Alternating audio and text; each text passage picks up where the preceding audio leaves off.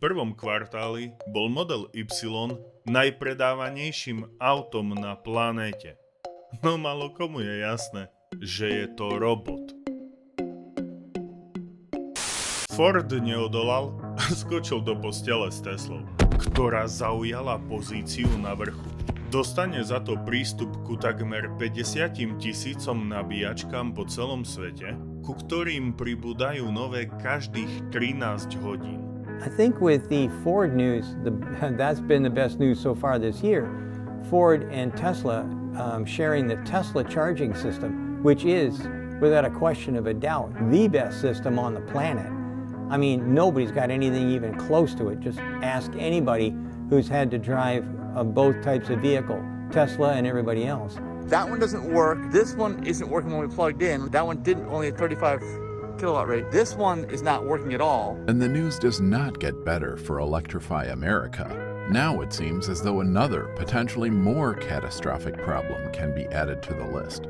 One that is causing serious harm to the actual electric vehicles. Numerous instances when cars were essentially bricked at Electrify America charging stations.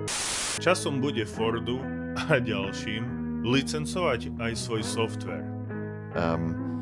I kept watching our ICE engineers try to figure out, how to do over their updates or change the software for the vehicle.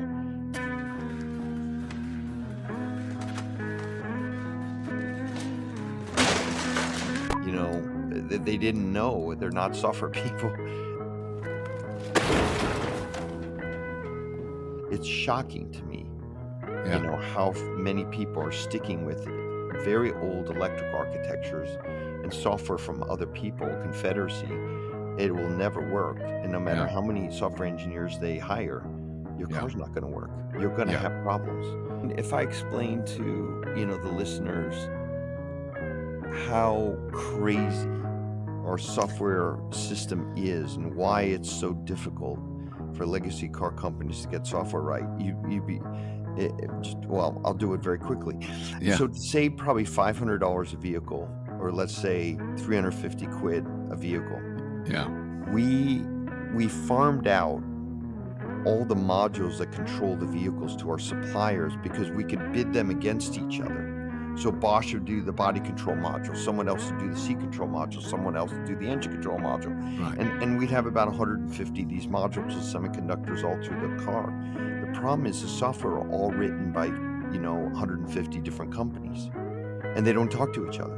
Right. And so even though it says Ford on the front, I actually have to go to Bosch to get permission to change their seat control software. Right. So even if I had a high-speed modem in the vehicle and I had the ability to write their software, it's actually their IP. And I have 150, we call it the loose confederation of software providers, 150 completely different software, programming languages, all the structure of the software is different. It's millions of code, and we can't even understand it all. So, that's why at Ford, we've decided in the second generation product to completely insource the electric architecture. Right. And to do that, you need to write all the software yourself. But just remember, car companies haven't written software like this. Ever. They've never written software. So we're literally writing how the vehicle operates, the software to operate the vehicle for the first time ever.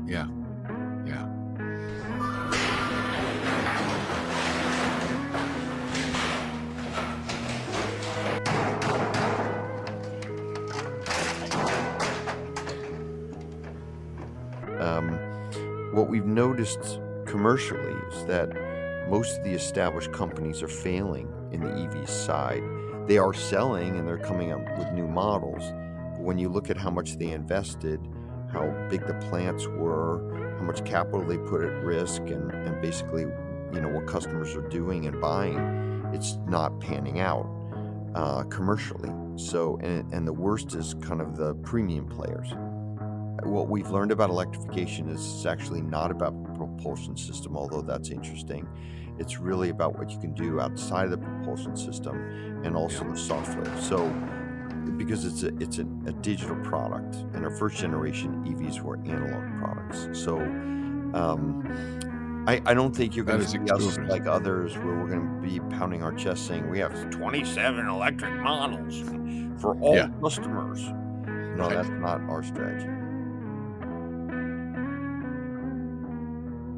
Tesla has its own energy company, and so it doesn't strategically. It probably will never have,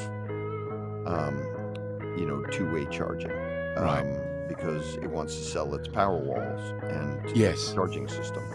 But at Ford, we have no ambition to go into the power industry and energy storage. So for us, this is a really important thing for our country. And Ford. Yeah.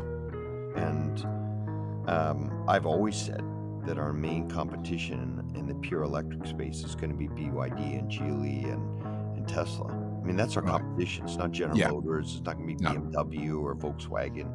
The competition is, and of course, their battery chemistry, LFP, is far superior from thermal risk. It can handle twice the number of fast charge cycles. LFP is a perfect chemistry Right. because even though it has lower density, it's 20-30% cheaper for the customer. It has twice the number of charge cycles, and it pretty much never has any fire risk. It's going to be software, Yeah. and it's going to be charging. It's going to be physical experiences. So 80-90% of lithium and nickel is processed in China. Yeah. Do we onshore all that? Even if it's mined in Indonesia or South America, it still gets shipped to China for processing. And it's a really dirty process to process these raw materials into slurries that we put in batteries. So I think we're now really looking those issues in the eye. We have been building the battery plants. It's hard to scale battery plants. Like, I have to tell you, building the plant's the easy part. But actually building cells in high quality at a high scale is much harder than we thought, even though we've been building stuff for 120 years. Yeah. It's a lot harder than we thought. And thousands of new people, mineral experts, processing experts, logistics experts, child labor and corruption, because we have to make sure that this is all done the right way. When people buy that electric car, they probably have no idea how much of a shift it is. Všetkým benevolentným bytostiam. Ak nie si schopný lokalizovať svoje semeníky a trpíš nedostatkom odvahy investovať, môžeš mi poslať prašule a ja to riziko podstúpim za teba. Link v komente. Za príspevky naučím svoju zlatú rybku breakdance.